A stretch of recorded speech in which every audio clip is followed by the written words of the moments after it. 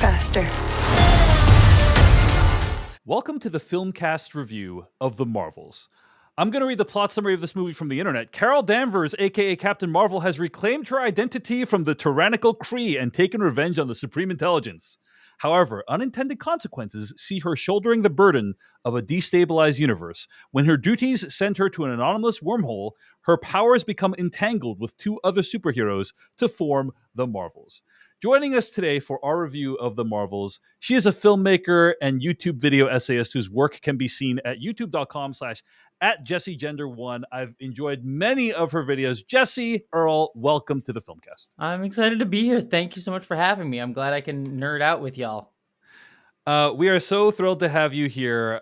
This is, this kind of conversation used to be a big event, big Marvel movie coming out. Probably in the film news segment, we'll have discussed how next year is like the slate has been cleared in terms of Marvel films. Deadpool 3 is the only Marvel film coming out next year, I think. And I'm even shocked if that gets out on time, considering the SAG after a strike.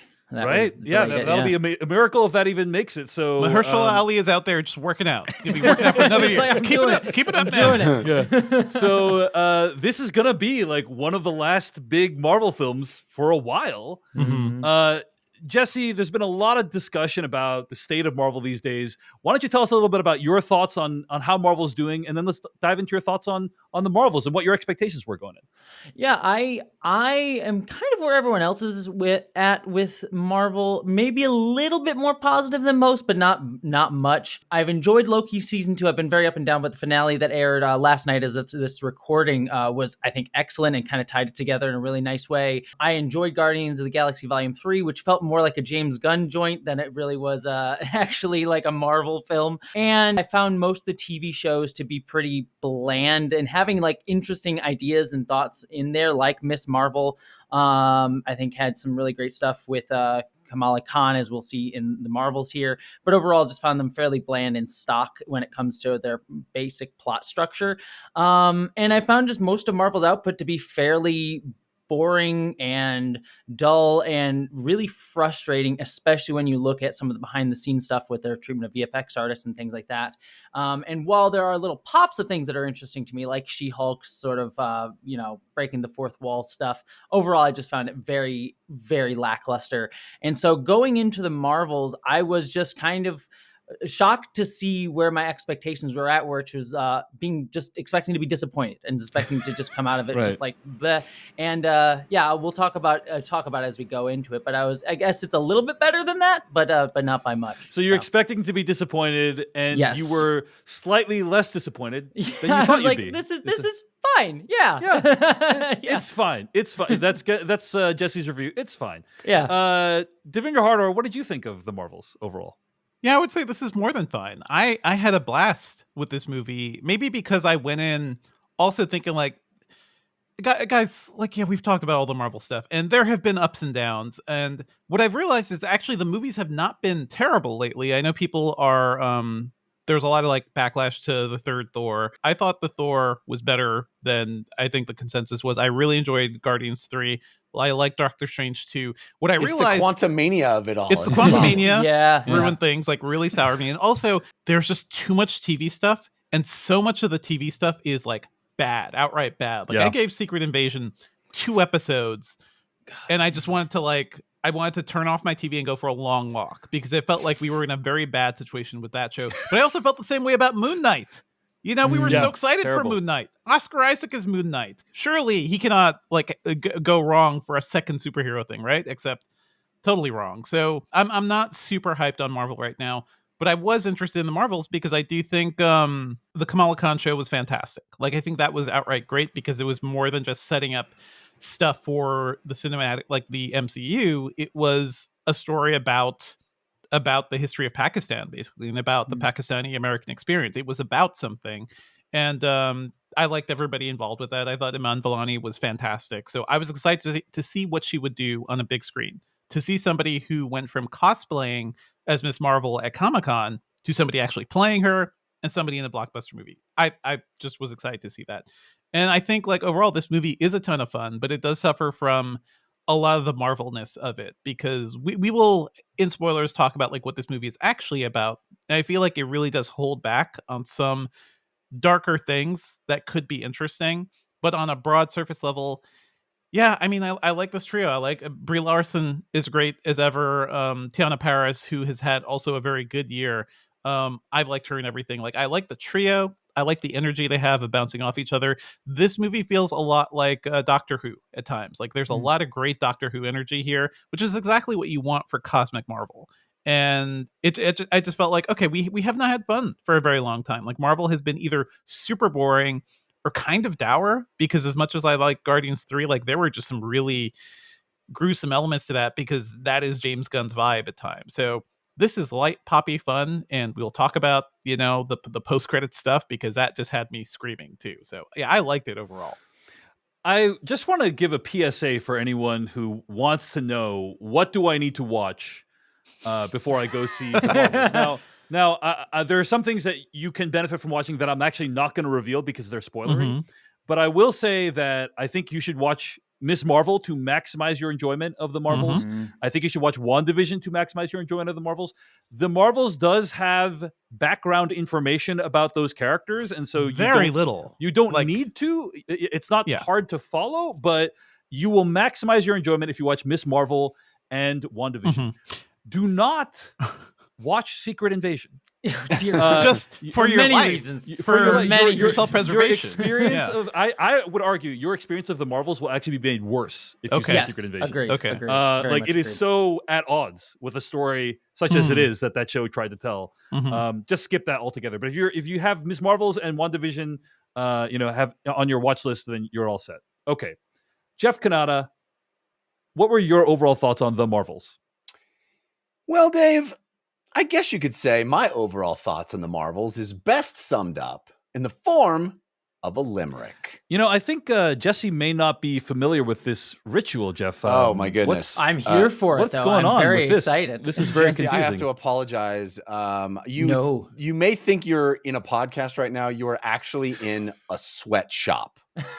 Wow. We are under the thumb of a megalomaniac, a ruler drunk with power. Of course, I'm referring to Dave Chen, whose thirst, whose desire for limericks is unquenchable, and he forces me every single week to toil away in my own little sweatshop, crafting a limerick, or else he has threatened he will shut this whole operation down. Honestly, from my interactions with him so far, I was like, yeah, I get that vibe. That reads consistent, right? Yeah, thank you. Yeah, follows through. Yeah. Jesse gets it. All right, so here you are, Master Chen. Here's your. Let's not encourage him with that title, okay? Wow. The explanation gets more angry every single time. I love it. Okay, Jeff, go ahead.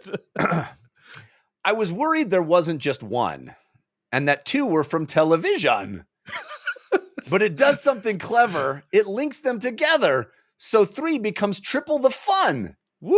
Keyword fun. Yeah, I agree with Devindra that I had a blast with this movie. I think it could have gone farther, but I had a blast. I think this is sort of mid-tier Marvel in that, and that's not a detriment. Mid-tier Marvel is pretty darn good, in my opinion. It's not, top-tier Marvel, but it is solid fun. It's kind of what I was looking for out of this experience, which is light, exciting, phenomenal action sequences, just phenomenal. And there are, I would say, two central gimmicks, gags in this movie. I will not spoil either of them, although I'm told the trailer does spoil at least one. I will not. But those gags are so fun and so smart, and I've never quite seen them done the way this movie does them. And I was having such a blast with. I wish they had gone further with both of the gags, honestly. But there is a central gimmick to the interplay between our three heroes that is so much fun, and the movie has a lot of fun with it. And I wish that had been even more front and center. I wish it had been elevated even higher. But as it is, it's still such a blast, and I think makes for some really kinetic, fun action sequences. The movie is not afraid to be silly, and I think that's to its benefit. I laughed out loud multiple times. There is one line in this movie that is one of the funniest lines I've heard all year in a film, and I can't wait to call it out specifically in spoilers. But I think this movie hits the tone that Quantumania aspired to, and just never could get to.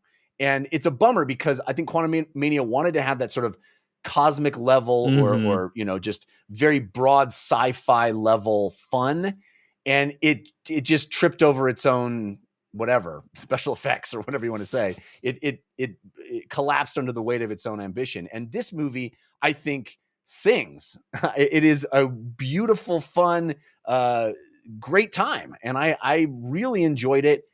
Even though I wish it had kind of even gone farther, but it doesn't outstay its welcome. The cast is great, as you said. Seeing Ms. Marvel, I think she steals this movie. She is oftentimes the comic relief or like sort of the audience surrogate, constantly commenting on how crazy the things that are happening are. And that is a joy. It's great to have that voice in this context as well. So I think this movie was a real return to form for me for, Marvel releases, in that it is that like solid, delivers, no big complaints.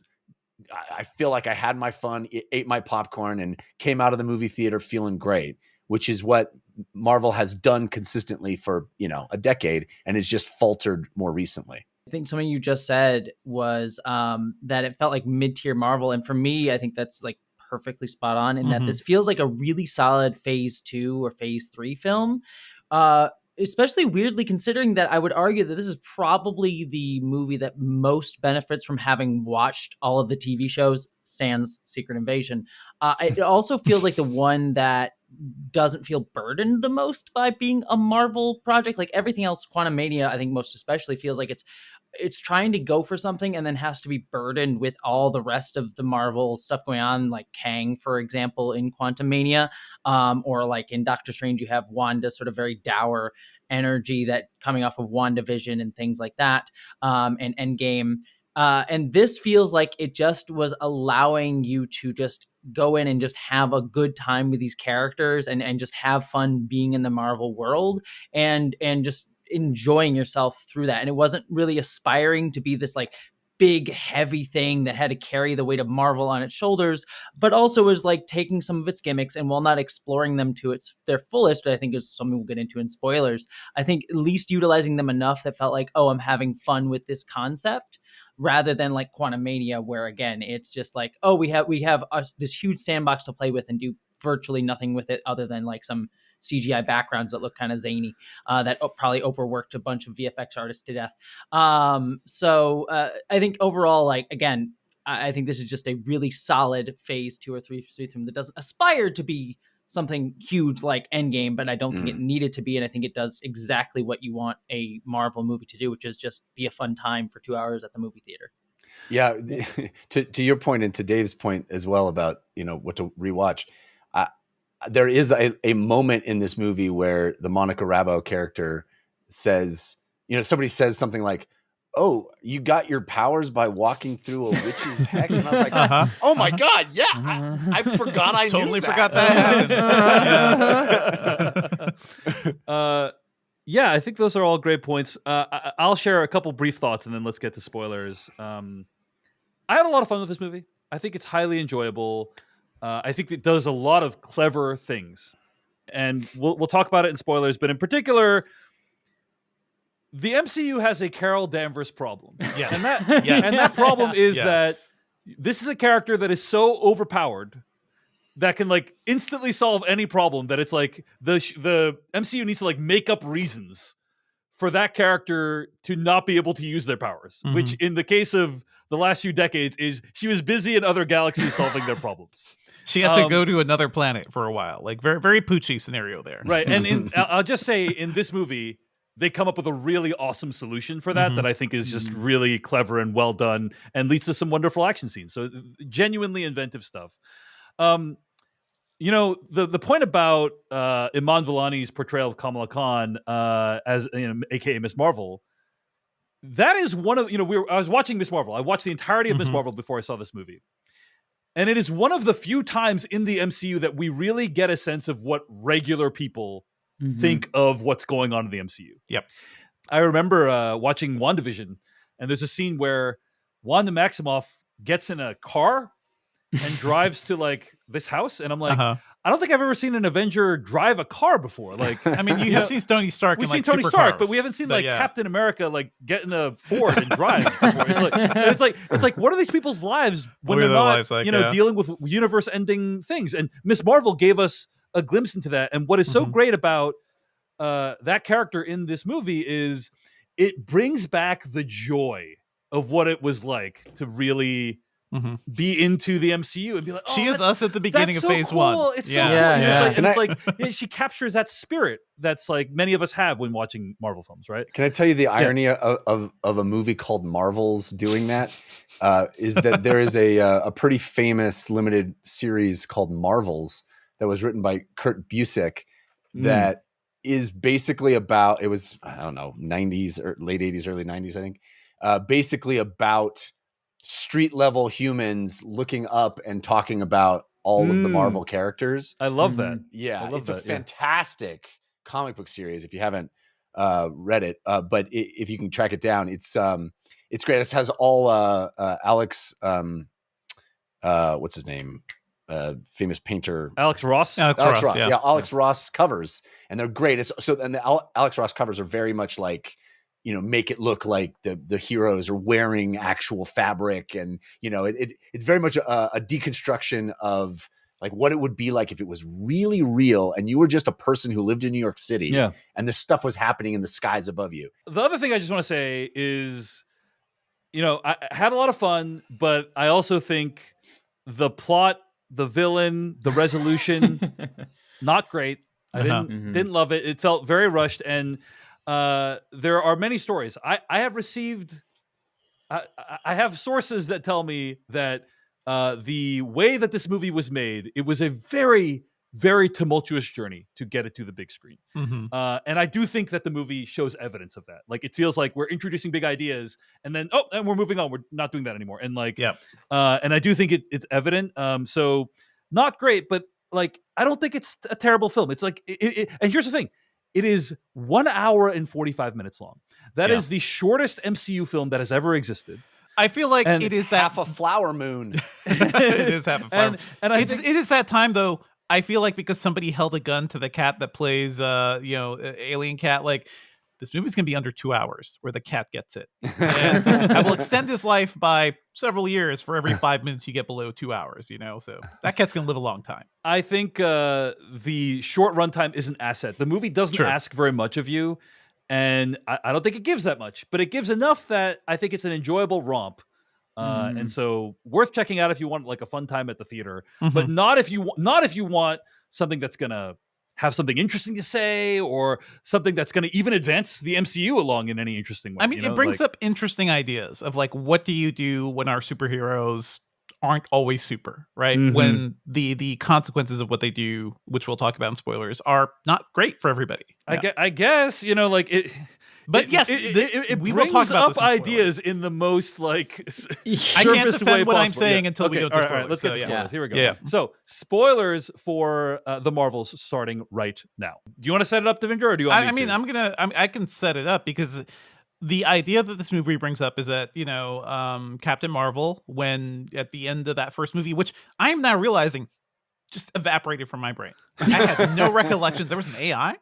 She defeated the big AI. Yeah, I have to admit, I also did not remember that part. I remember, I remember like the characters, the Kree and the Skrulls. Yes. Like I remember all that. Yes. But yeah, the AI stuff I didn't remember. Just but, okay, I guess that happened. But yeah, because of what she did, it basically ruined the Kree home planet, right? So that is interesting, and that is something where the movie could have been like, she feels bad, like that's ultimately it, and the villain is mad. And I really like the actress who plays the villain, Zawe Ashton, but she has no Like there's nothing for her, unfortunately, in this movie. And I also think like the costuming and everything, like it just doesn't look good on her. She looks too much like a younger person trying to be a big bad, and that is a shame. But I had a lot of sympathy for her, and this movie could have easily been reframed with the scene we see, kind of as she explains it, of Captain Marvel being this villain who comes in and destroys her home planet. The movie never mentions like people probably died. Like a lot of people died. Like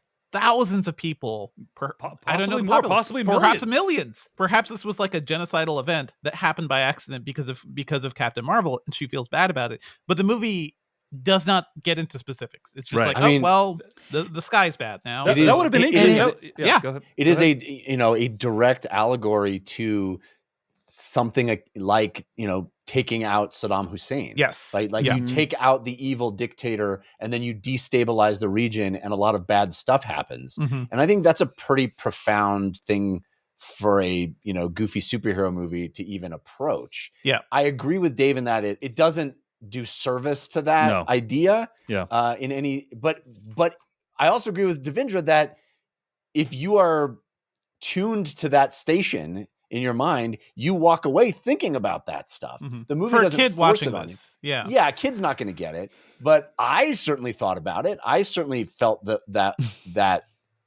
maybe I was a weird kid, Jeff, but it is sometimes these little tidbits of things. I think, like, I remember I watched RoboCop way too young as a kid, right? And there's that I didn't remember like the execution and all that stuff.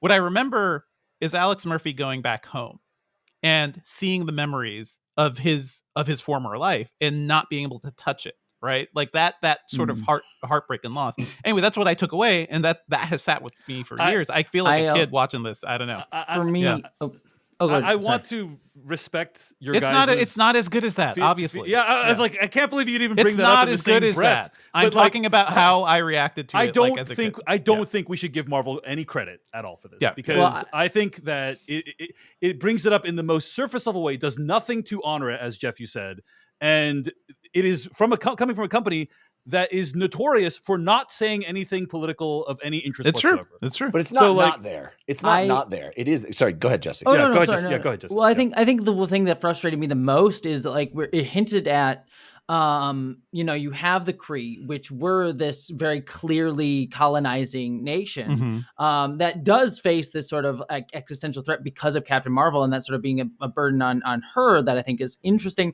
But even more so, there's this stuff at the beginning with this peace talks with the Skrulls that I think could have been super fascinating, especially coming off of the first Captain Marvel movie and the sort of subversion of the Skrulls as refugees. And you sort of have this interesting thing about like what happens when the colonizers, they sort of like fall apart, and then they also try to reach out, but also in a way that's still having that sort of colonizer mindset of like, we still want to extract your resources. Yeah. That's super interesting. And Devindra, to go to your point of like these ideas that sort of make you think about it, especially as a kid going to these movies, RoboCop is sort of its own thing because RoboCop is, I think, a very deep not a movie. kid's movie. Well, it's a very deep movie, like sans like if you, like just the ideas in it.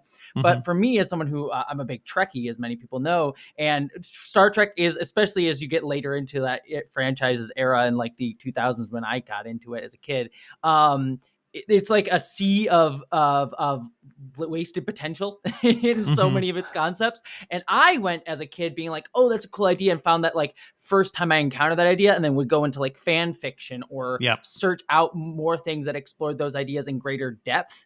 And so I think for kids, like maybe like whose thing is like, I really like that Skrull idea, and would go further from that, I think would be super fascinating. And so I think fan fiction is like directly name checked in this movie too, which is that's great. That is exactly it. And not in like a disparaging way either, where it's often like, oh, women like fan fiction, so it's this dumb thing, whatever. So I did really like that. But to Dave's point, like I do think like we should not give credit to Marvel or Disney in any way, because they don't want to address it. And I think getting into the villain of it, I was saying this in my own review for my channel on this, is that the villain is so lackluster. Like she has so many good ideas in her, in the fact that she is a colonizer, she is trying to steal resources, but she does also have a rightful grudge against Captain Marvel that comes out in the choices of where she chooses to steal things from. Like I think that's all really interesting, but it's so underdeveloped and not really delved into into. But in some ways, there's a part of me, and this is letting the film off a little too easy, but having seen what Marvel's done with other villains recently in ways that deeply offended me, like looking at the villain of Secret Invasion, where we see refugees being very vilified using anti-Semitic conspiracy theories as literal, the actual text, or, the Flag Smashers being like a revolutionary group that's saying is like, oh, look, they're going too far with their violence. We need to have a middle road, sort of thing. It's like, you know what? I am here for a villain who's just like, she's a colonizer trying to steal resources and she's the baddie. I'm like, you know what? I'll live with that if it's not gonna overtly offend me, and that is letting it off too easy. And I do want Disney to have, and Marvel to have, a stronger voice and a more clear voice.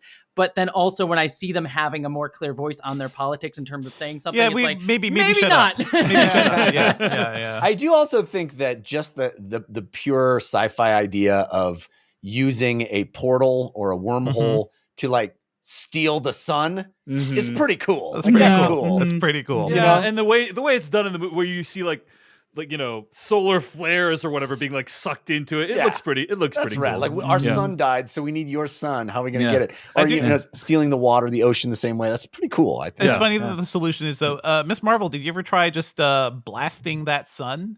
You're really powerful. I mean, that's kind of ridiculous. That's what I was talking about. Like, it's like, hey, do you think about just like reigniting the sun? She's like, oh my god, I do 30 that? years on this. I spent 30 years just you cracked the whole thing wide open. Like it's ridiculous. It's ridiculous. Zawe Ashton, I think, does a great job given the material is great that she in has. so many other By the way, things. also Tom Hiddleston's partner.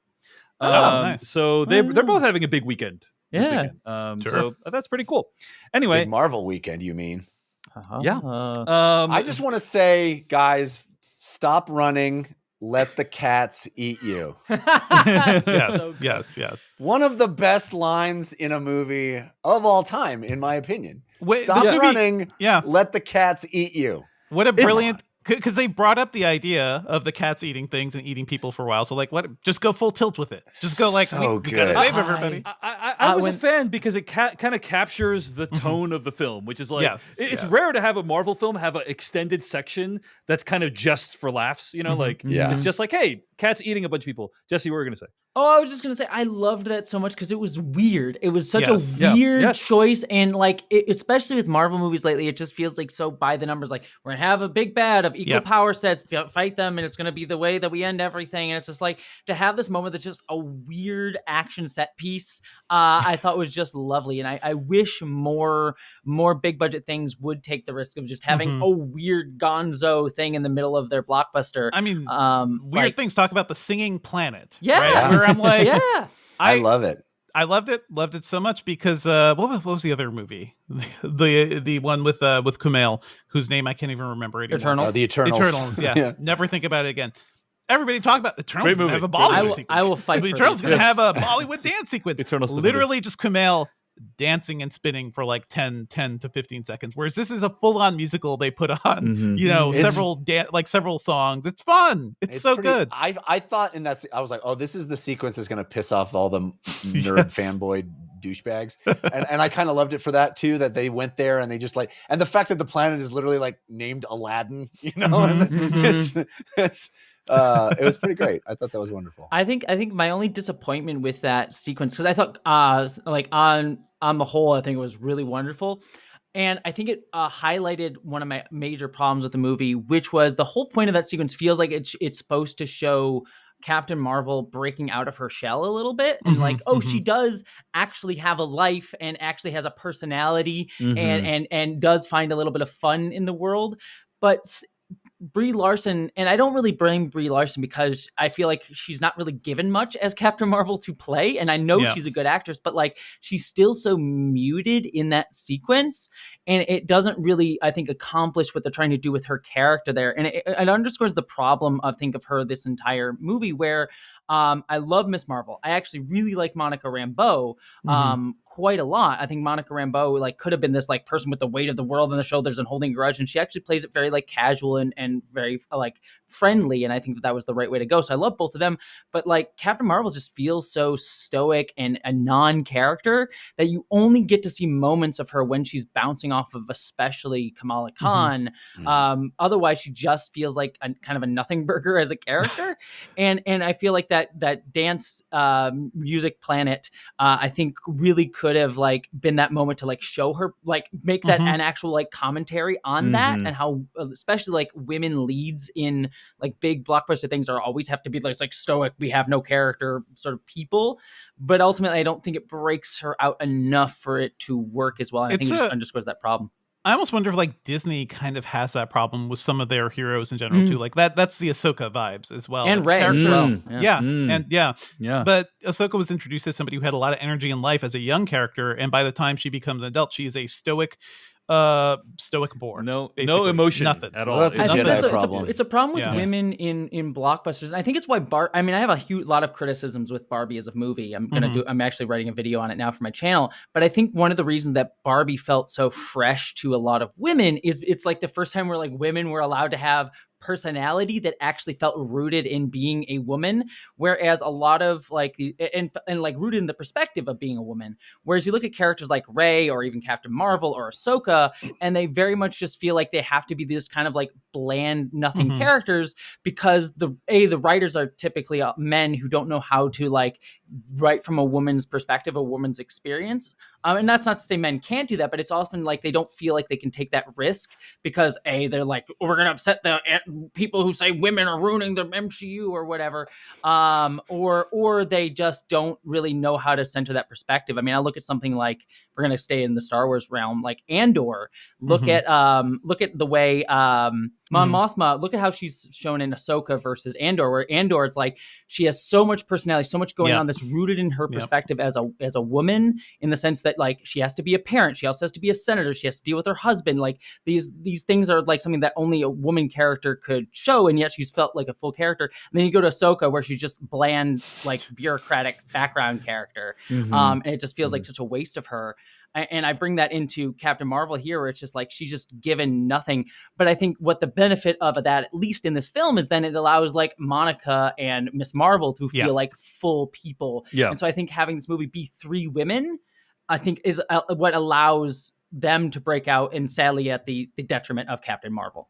Yeah. I also think it's just nice. The musical planet stuff is just nice because we have heard many references throughout the years to stuff Captain Marvel is doing when she's not on Earth. Yeah. And this is one of the first times that we've actually gotten to see what that is. Like, this character's been having all kinds of wild adventures all over the place that we don't know. But humanity's blipping out left and right, but she's a princess on a singing planet. You know? Better stuff to do, like you said. Better stuff to do. I want to talk a little bit about this 3-way entanglement. I was literally about to bring that up. So they get quantum entangled at the beginning of the film, which causes them to swap places when any one of them uses their powers too much. Jeff, I have thoughts, but you please go ahead. Yeah, I loved the conceit, and I had so much fun. The fun rule is that it's when any 2 of them use their power at the same time. Yes. Right? So even when we're in a shot with only one of our characters, we can assume that the other one is doing something awesome in that moment to cause the switch, which is so much fun. And the way it ramps up at the beginning of them, swapping at the most inopportune moments, and that first action sequence in Kamala Khan's house is so much fun. And we're splitting between that and up in space with Fury, and all that stuff is a blast.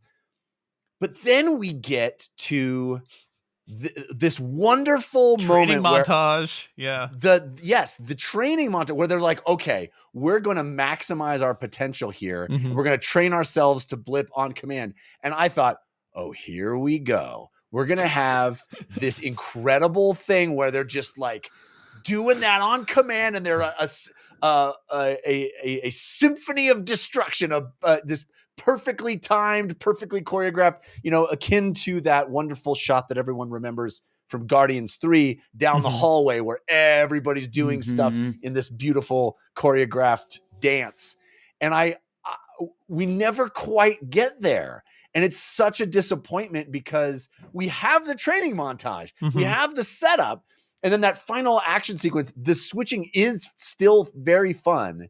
Yeah. You know, as the oceans are being depleted and we're on, flying around and people are getting knocked off and then teleported back. All that stuff's great, but it didn't ever get to the point that I think it suggests it's getting to, which is that our heroes have mastered this and are now going to use it in its most awesome possible way.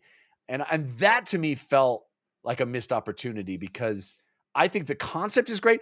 You know, we've seen lots of switching type ideas with 2 characters, but doing it with 3, I think really did up the ante for me and make it even more special. I just wish they had gone farther and really paid off the concept. It would have been nice to have one more sequence at least, but go ahead, Jesse. Oh, no, sorry. Well, my only quick thing about that is I do wonder if that's and this is just supposition, but I do wonder if it's a product of reshoots, because especially Act 3 feels very much like there's a bunch of reshoots to sort of get what they wanted to do with it there. Because that first sequence that you were talking about has such a confidence in its shooting style that is very Guardians of the Galaxy, but it's like, I was watching this, like, this doesn't feel like a Marvel action sequence, because most of our Marvel action sequences are very close-in shots, a lot of quick cutting to hide that they probably didn't choreograph it super well and just are going to just have it.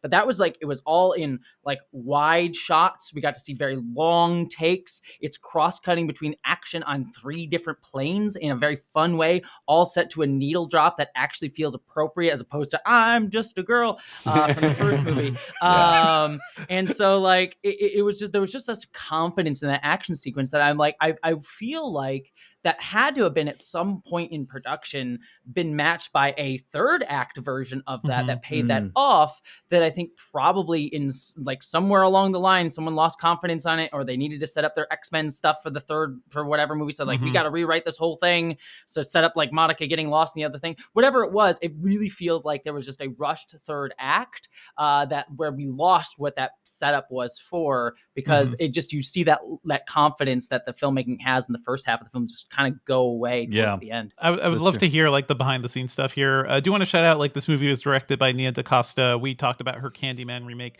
I didn't like that movie very much, but I think she's a good talent. So it's cool to see her like doing this. Very talented director. Yeah. Great action sequences, just really, really confident. Even though we heard she, left the movie before it was done.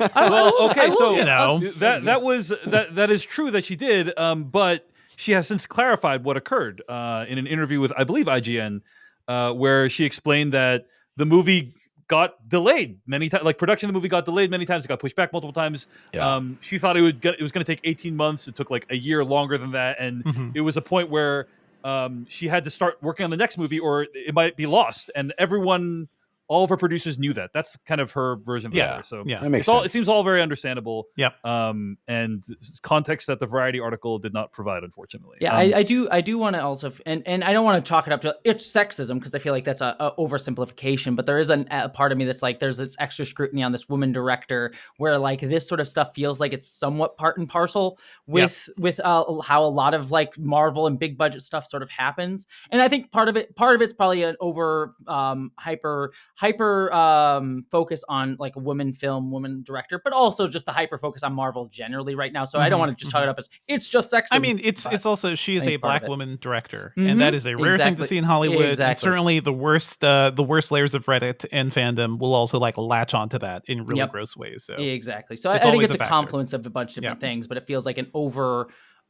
critique of something that is fairly common. I'm not saying it's a good practice. It's a fairly bad practice and speaks to problems with the big budget filmmaking generally. But I think to focus on it overly here, I think is detriment. Just to be clear, I was bringing it up sarcastically. You are the word. I'm calling you out right now, you sexist monster. I want to go back to this topic of the quantum entanglement switching. I think. Couple things I want to just defend. I thought that was everything you guys said strikes me as accurate, and I agree. There's no big build up at the end, and that's a little disappointing.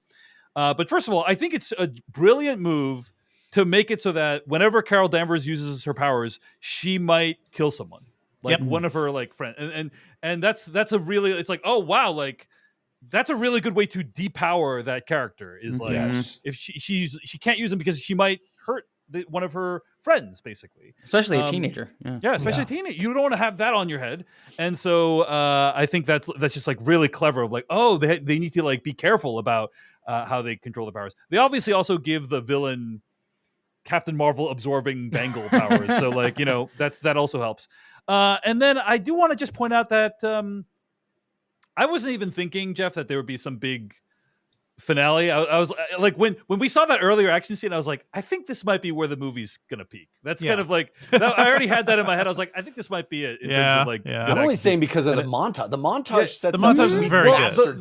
The montage to me didn't set up like, oh, we're gonna kick ass. It just set up like, oh, this needs to be controlled so we're not like completely disastrous. Yeah, I didn't feel they mastered it, but certainly they're a team. Like that's all it solidified. Yeah, that's kind of what. But the thing I was going to defend is there is a kind of very lovely, very brief moment at the end where, for reasons that I couldn't understand, they lose the ability to switch with each other, and then Carol Danvers kind of says like, well, I guess we can't switch with each other anymore, and there's this kind of plaintive way in which she says it, like, oh, like there was something nice about being entangled with these two people, even though it was really inconvenient for a lot of the time. It has to be taken away at the end, or else she would just have switched into Monica Rambeau, and she would be okay out there.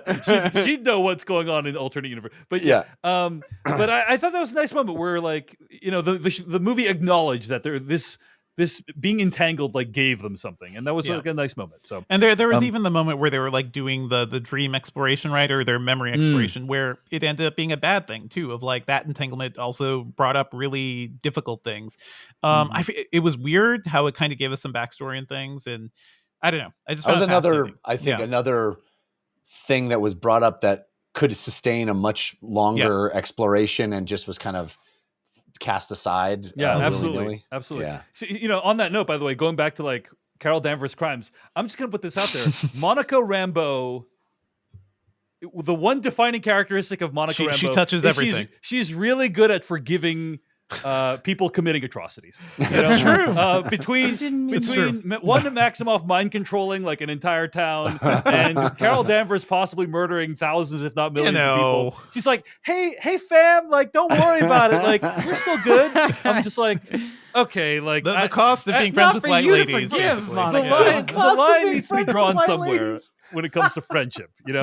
When it comes to family sometimes. And if my family committed war crimes, I would at least have like a long conversation about it before I forgave them. So, okay, let's talk about the post-credit scene. I will tell you that when the post-credit scene occurred, somebody in the back of my press screening screamed out, "Holy shit!" Yes! Like, we're back, baby. Screamed. I definitely exclaimed. I think my words were, "What?" So in the post-credit scene, Monica Rambeau has sealed up the rift in the universe, which has then put her into an alternate universe. She awakens to find who she thinks is her mom sitting next to her. Her mom that was dead in the universe she came from is now alive in this new place. She thinks it's her mom. Her mom doesn't recognize her. Lashana Lynch, right, is the actor, right? And so clearly something is not happening correctly. And there's a very like emotional. She like starts crying legit. Yeah, in that the moment. acting Like, was great. wow, Yeah. she's Very really realistic. giving it her all in the scene. And then she It's wakes like, up. slow down. This is post credits. You don't have to work too hard for No this. need to act here. I'm used to most post-credit scenes being pretty terrible, so like I'm like, wow, she's like actually putting some effort into this.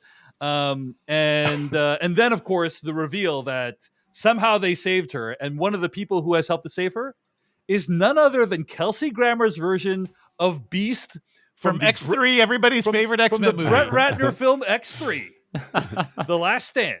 Exactly the pull every X-Men fan would want. Yeah, I think it's a very Screw cool you, scene. Nicholas I don't. Hoult. I don't necessarily think it means anything. Just like the Patrick Stewart thing in Doctor Strange. I think it very well could mean absolutely nothing. Well, there is a main character now in that universe. Yeah, so that's the now thing. it's like that's the thing is like I don't think they're just going to jettison Monica Rambeau. Who knows though? Who knows? Anything could happen. But I suspect Marvel has no desire to bring back the entire cast of all the X-Men movies we already know. I mean, Kelsey Grammer's right there. This is the year of the grammar of Kelsey. Like Frasier is back. The Frasier reboot's happening. happening. This is the year of Kelsey. This is the year of Kelsey. Jesse, what was your reaction? Yeah. to Grammar those Renaissance. I number one, it raises questions because like I thought the whole setup of Miss Marvel was that Kamala Khan was a mutant. So I thought that they were setting that up kind of there in our universe. So that's a little bit like I'm wondering where they're going with that.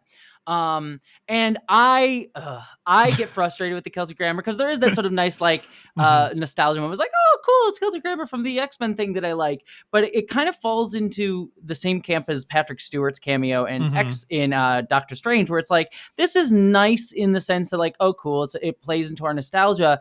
But here, if this is the direction that they're going with, I'm kind of frustrated because I am just tired of us just going back to that nostalgia well. Like, do something new. Like, we're getting Wolverine back in Deadpool 3, which, again, Deadpool 3, there's a somewhat of a setup and payoff to the constant jokes there. Patrick Stewart appearing in Doctor Strange, you know, it's a one-off, it's a multiverse thing, fine. But here, it's just like, it's the third time we're going to be, or technically the second, but the third time we're seeing or hearing about it, returning to that nostalgia well. And this feels like it's a bit more set up for something more long-term. And I'm just like, I'm here for recasting. In fact, I want that. I want to see what the MCU's X-Men are, not let's return to the well of what we've seen before.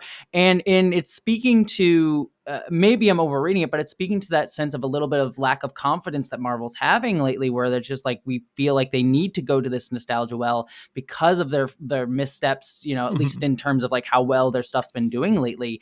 So they just like feel like, oh, we got to go to what worked before. And it's like, no, try something new. And so and also just Kelsey Grammer's kind of a, as a person, he's kind of like not my favorite to hear not anything. A great guy. Not a great guy. I think this is just another multiverse thing. I really do think this is more akin to, you know, Andrew Garfield in Spider-Man. I think this is just like, we have an opportunity to go to an alternate universe. Let's give the folks a fun alternate universe. I would be willing to bet a small amount of money that this is not actually how they set up the X-Men, and that there's going to be a whatever we call the MCU's universe. Well, X-Men. there's going to be a Young Avengers or whatever else the Kamala Khan stuff. That whole setup was fun too. Letting her do the Nick Fury thing. Honestly, that had me more excited. That had me more excited than the X-Men thing. I get why everyone's talking about the X-Men, but the Young Avengers stuff, I'm like, I'm here, like getting her with Kate Bishop, Yelena as well. I'm sure they'll set up as well. Like, I love those. As much as I criticize the things those characters have shown up in,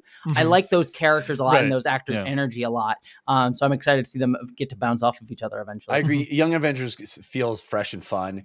And I really loved how she literally is quoting the first post-credit How would she know exactly what he said? She wouldn't, but how would she know? It's for us. It's for us. She had a conversation with Nick Fury when they tell me your setup. Tell me your process. Tell me how it works. Like, you sit in the chair and you're in the dark and shadows, and then you stand up. Bring some snacks. You may be sitting there for a while. Yeah. I love that. By the way, and then the character that Lashana Lynch plays is called Binary. By the way, I think is the name of the superhero. I love that's who she is in that universe, I guess. Yes. So was it the same? Like, is Binary the same named character as her mom? Like, I don't know how that all works. Or is it just they pick the same actress? Like, I don't know if there's some like cross world thing going on there. I will say, we got to think of like the Marvel fandom, right? How fans feel about Marvel as like a pulse. And the pulse is starting to flatline. So every one of these little bits of nostalgia is like, Kelsey Grammer's Beast? Clear. How are people feeling? What's going on? You know? Well, Devindra, I don't know if you saw the thing that's most ridiculous. You know, Jesse, you were saying how they're reaching back into the nostalgia train. I don't know if you've seen the final trailer for the Marvels. Like, just Google the Marvels final trailer. It is one of the most ridiculous trailers I've ever seen, because basically it starts by showing scenes from Avengers Endgame. Like, just straight up characters that are no longer in the MCU, like Robert Downey Jr. and Chris Evans, and like, and it's like, what the fuck, you know, like, and then it heavily implies that the villain in the Marvels is connected to Thanos in some way, which does not show up in the movie. I mean, at all, as far Thanos as I was can tell. aware of the Kree, sure. Yeah, but it's like, yeah. There you go. He at least knows who they are. Yeah, She is as connected with Thanos as this movie is involved with engaging in the concept of war crimes. You know, like that is the level of like connection there is. I mean, isn't that just reality though? Like we're right now looking around like, what war crimes? What's happening? Let's not talk about it. I think that it reeks of desperation, that trailer, and it's rather unfortunate. And it's a lifeline, man. Based off of the opening box office weekend numbers that we have as of right now, it really is looking kind of dire, I have to say, for the MCU. So, anyway, all that said, any other thoughts about the ending, the resolution of this movie? I do like that she they restarts the sun. She pulls the Danny Boyle sunshine, at the end of the film. So that's would have liked like an actual reference to that somehow, like visually or something like that would have been clutch. Yeah. I do like that Kamala Khan's family is front and center here too. They're like a good bunch of folks. They have good chemistry and good like immigrant family chemistry too, which I always appreciate. Watching The Marvels was one of the first time I've experienced this, where I watched a TV show where many, many scenes play out in this suburban home. And then I watched the movie and watched that home get completely annihilated. And I have to say, it made a little bit more of an impact on me. Because I'd seen the... you were in that house. We spent so much time in Kamala Khan's house. Yeah. That's not a suburban house. That's like straight up, that's a city house. But yes, still, it is, that Jersey space, City, right? a Jersey City house. It's literally in the name. Yeah. But they shot a lot of that stuff in Atlanta, so those are also like weird houses around here sometimes. And you spend so much time there in its like domesticity that it's actually shocking to see it. It's like overrun by like aliens and superheroes and stuff. What if a superhero fight happened in the Fresh Prince's house, and we know exactly the layout of that house already, right? It's like, I was like, that's one thing this movie gave me that I wouldn't have otherwise. So. All right. It also gave you cats devouring tons of people. Yeah, Jesse, go ahead. You have something else to say. I'll just be real quick. One thing too. It's weird how the bangles sort of get lost towards the end of this. It was I was like there was at the end. I just saw like Miss Marvel wearing the one bang. I'm like, what happened to the other one? And then like apparently Captain Marvel's wearing the other one. I'm like, I don't what happened there. That felt weird. That's such a big MacGuffin. Just I thought she was wearing both. I thought Miss Marvel was wearing both. At the end when they're in the plane, Kamala Khan's wearing one and Carol is wearing the other one. I'm like, I don't understand where that was going with that. It was just it felt like a thing lost. What happened to the bangles after the universe was sealed up? Yeah, basically? Like, probably don't want to have them all on like a single teenage girl who's just learning how to be a superhero, right? It makes sense to me. It was just sort of like it was just weird. There was no addressing of it. Yeah, because we need Quasar. We need to get Quasar up in here. The other thing too that quick mention because we haven't discussed it, but I actually really liked it, but again makes no sense with Secret Invasion. Is Valkyrie's quick appearance in the movie, which I actually really liked, and I liked its connecting to the Skrull as refugees. Again, makes no sense given the end of Secret Invasion, but that is very much for the best considering how the Skrulls are vilified by the U.S. president there in a weird messed up Trump allegory. Regardless, setting that aside, I did like her appearance, and I actually surprisingly loved Carol and Valkyrie's chemistry and the like few moments they had there. And I'm like, you know what? As someone who does very much ship characters, I'm like, I am here for Carol and Valkyrie sort of get together. Like I'm 100% down for that. They can understand each other cosmically. Exactly, and they can understand each other in more so many ways other than ways. That. Again, my fan fiction mind is a buzzing. But yeah, I just want to mention that because I actually did really like that moment, as brief as it was. Can we just do a little brief, like a very brief Secret Invasion corner? Please tell me what happened. Just like 2 minutes. Just 2 minutes, okay? Like why Secret Invasion makes no sense now in light of this film. Okay, so like one of the whole things about Secret Invasion is that there's a bunch of Skrulls that are still trying to find a home, right? Led by Ben Mendelsohn's character from the original Captain Marvel. And it's like, humans cannot like possibly coexist with aliens on planet Earth. That's never going to happen. Well, as this movie points out, it is happening. It is happening with Valkyrie and New Asgard, is it, right? Like, they've created a little colony there for themselves, and it's like, why can't the Skrulls live with them? a question that's never answered in Secret Invasion, and according to this movie, they could have done that the whole time. Yeah. So that makes no sense. This is a rant that's for another day, but it's like there's so much opportunity in that metaphor of like, oh look, like the Asgardians look more like humans, so maybe they're more accepted and more like talking about the racial divide of the Skrulls. That could have been such an interesting idea, but no, it's just like let's just play anti-Semitic conspiracy theories straight, and then have literally the president of the United States go, there are aliens living among us, you should go and shoot them, in a very clear allegory to January 6th, and have him be proven correct, and there's literally murdering people and vilifying refugees, and then just have Samuel L. Jackson go, that's a one president kind of thing, and just screw off. A one-term kind of, at the end of Secret Invasion, so spoilers for Secret Invasion, the president of the United States is like, hey, I declare I'm hunting Skrulls. If you're a Skrull, we're gonna kill you, and like and then Samuel L. Jackson's like, well, my work here is done, and he like F's off back into space with his wife, who does not appear in this movie, which is also really weird. Well, this is what I'll say. So to its credit, and then we can wrap this up. But like to its credit, the end of Secret Invasion basically left all options open. Like Samuel L. Jackson goes back to space, and his wife is like, he's like, hey, wife, come with me, and she's like, okay, I'm going to go with you, but I have so much work back to do here on Earth. He has a wife can't now? Stay with you. Oh, yeah. It's like 5 episodes. Oh, yeah. When did that happen? He's had a wife the whole time. That's another thing. Yeah. So, anyway, it's terrible. The show is terrible. It makes less sense now after you watch the movie. Mm-hmm. It's so weird how they had 2 shows that were like pretty integral to this movie, and then one show. And by the way, the reason it's worse is because Samuel L. Jackson is a completely different character in this movie than he is in Secret. In Secret Invasion, he's very like tortured and dour, and in this movie, he's basically like 100% comic relief. So, okay, sorry guys. No, that's fine. My Secret Invasion anger has been released, and it is out in the world now. So, thank you for humoring me. Okay, stop running. Let the cats eat you.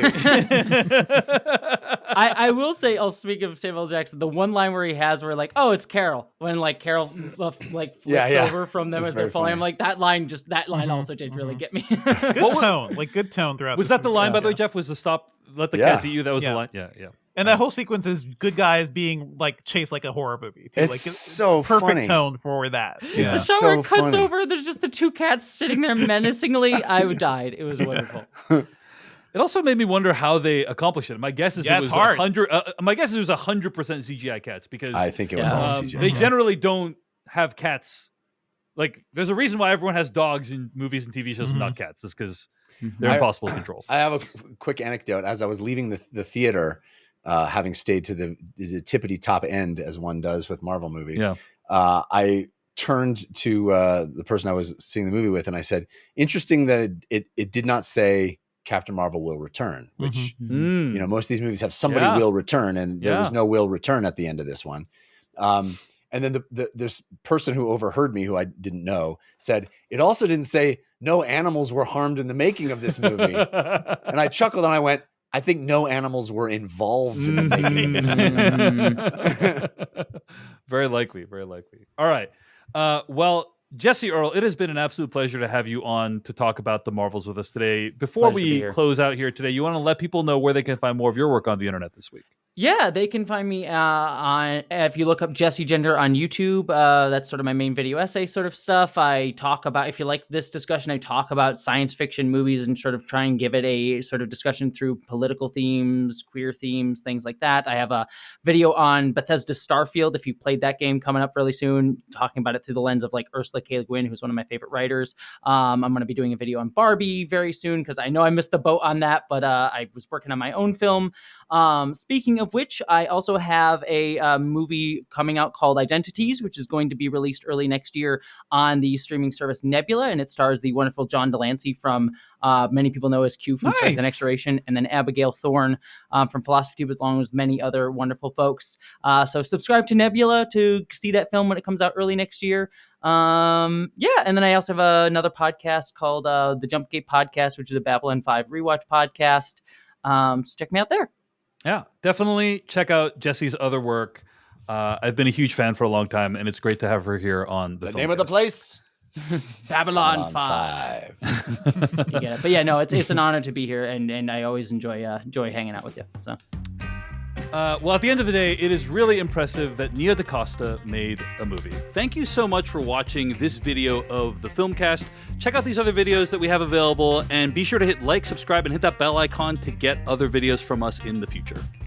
You can also go to thefilmcast.com to catch all of our audio podcast versions of all of our episodes. And support this podcast at patreon.com/filmpodcast, where you can sign up for ad-free episodes and exclusive After Darks. Thanks so much to everyone who makes the Filmcast possible.